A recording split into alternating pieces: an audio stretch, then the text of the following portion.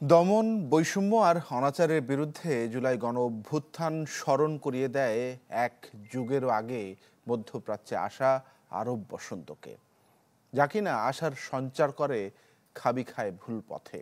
তাই প্রশ্ন জাগে, জুলাই গণ আন্দোলনের অর্জনও ধরবে কি সেই পথ, নাকি ইতিহাসের চক্রে ফিরবে স্বৈরতন্ত্রের পুরনো শকুন?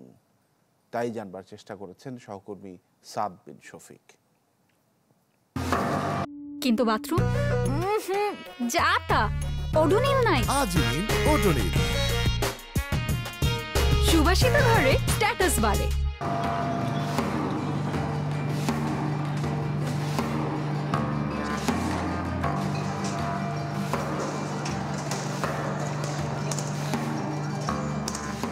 রাষ্ট্রযন্ত্রের রক্তচক্ষু উপেক্ষা করে জনগণের পুঞ্জীভূত ক্ষোভের বহিঃপ্রকাশ। জুলাই গণ অভ্যুত্থান এবং আওয়ামী লীগের স্বৈরতন্ত্রের পতন। সীমাহীন বৈষম্য নিপীড়নের বিরুদ্ধে আপামর ছাত্র জনতার এমন সম্মিলিত বিস্ফোরণ চোখে আঙুল দিয়ে দেখিয়ে দেয় জনবিচ্ছিন্ন সরকারের করুণ পরিণতি।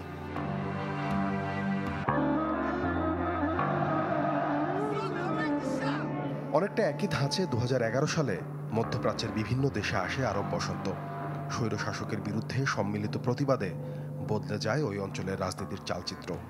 তবে পরবর্তীতে মিশরের স্বৈরশাসকের ফিরে আসা, সিরিয়ায় গৃহযুদ্ধ আর লিবিয়ার অস্থিরতা প্রশ্নবিদ্ধ করে আরব বসন্তের প্রভাবকে। এক যুগের বেশি সময়ের পার্থক্যে এই দুই ঘটনা প্রবাহে বিশ্ব প্রত্যক্ষ করে স্বৈরশাসকের বিরুদ্ধে তারুণ্যের সম্মিলিত প্রতিরোধ সক্ষমতা। তবে আরব বসন্তের ব্যর্থতায় প্রশ্ন ওঠে, কতটা টেকসই হবে বাংলাদেশের 24-এর অর্জন? এখানে নির্বাচিত সরকারের দ্বারা শাসিত হওয়ার একটা ঐতিহ্য আছে, এর সাথে ওই আরব দেশগুলোর কোনো সম্পর্ক নেই। এই আওয়ামী লীগের মতো একটা ফ্যাসিস্ট সরকারকে শেকড় থেকে তুলে ফেলে দেওয়া হয়েছে, এইটা একটা বড় অর্জন। এই অর্জনকে তো নেতি করতে পারবে না কেউ, এই অর্জনকে তো নেগেট করতে পারবে না কেউ।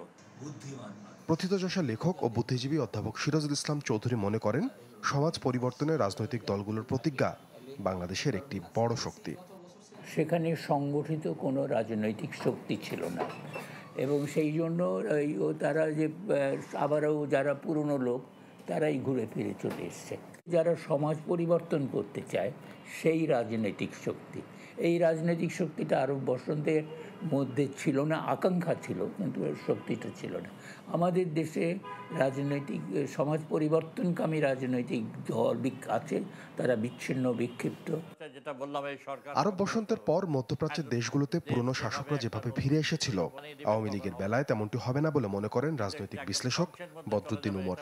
পরবর্তীকালে যাই হোক, এটা আরব বসন্তের মতো যে আন্দোলন, সেটাকে ব্যর্থ করে দিয়ে যে পুরনো শাসকরা যেভাবে ফিরে এসেছিল, আওয়ামী লীগের মতো একটা সংগঠন আর ফিরে আসার সম্ভাবনা নাই, এবং এই দেশে আওয়ামী লীগের মতো আর কোনো সংগঠনও নয়।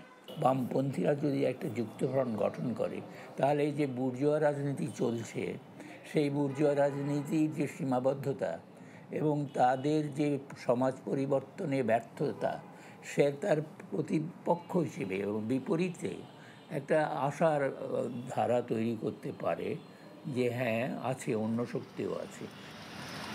বাংলাদেশে গণ অভ্যুত্থানের প্রভাব দীর্ঘমেয়াদে কেমন হবে তা নির্ভর করবে রাজনৈতিক দলগুলোর দায়িত্বশীল আচরণ আর দূরদর্শিতার উপর, এমন অভিমত প্রবীণ দুই বিশ্লেষকের।